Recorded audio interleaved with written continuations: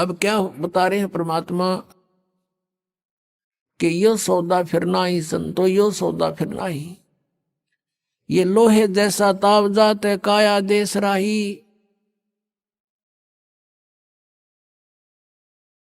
और तीन लोक और भवन चतुर्दश सब जग सौदे आही। फिर बताते हैं कि ये दम टूटे पिंडा फूटे हो लेखा दरगाह माही। उस दरगाह में मार पड़ेगी त्रियम पकड़ेंगे बाही। वहां पर ना किसी की पेश चले, चाहे कोई राष्ट्रपति है, मृत्यु होने के बाद यम के दूत उसको गिरफ्त कर लेते हैं तुरंत और वहां खड़ा कर देते हैं दरबार के अंदर। एक उदाहरण बताया परमात्मा ने अपनी वाणी में कि एक प्रियव्रत नाम का राजा था। उसने पहले तो तप किया,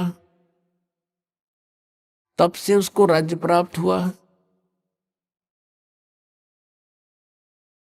और जब राज्य का समय पूरा हुआ तो यम के दूत पकड़ कर ले गए उसको, धर्मराज के दरबार में खड़ा कर दिया। यम के दूत जब लेने आए प्रियव्रत को, उसने कहा कि मुझे कुछ सांस और दे दो जीने के लिए। उसका बहुत लंबी आयु थी, बहुत लंबी आयु तक उसने राज्य किया था और फिर भी जीने की आशा थी। कहा यम के दूतों से कि मुझे कुछ और श्वास दे दो। यम के दूत कहने लगे खबरदार, दे तूने सांस लिया तो तेरे श्वास पूरे हो चुके हैं, चलो। धर्मराज के दरबार में लेकर गए।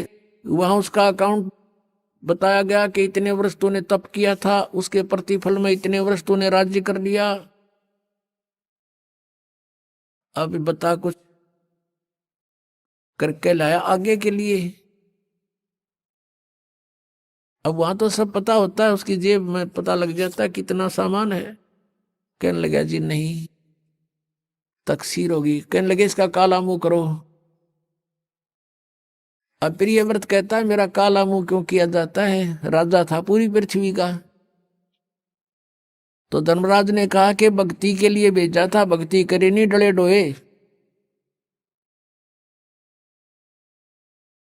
और फिर वो प्रियव्रत कहता गलती बन गई।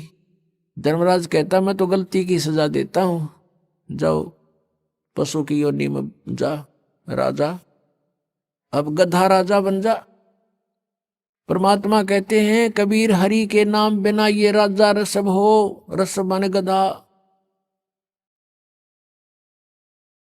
और माटी लदे को मार के और घास न डाले कोई।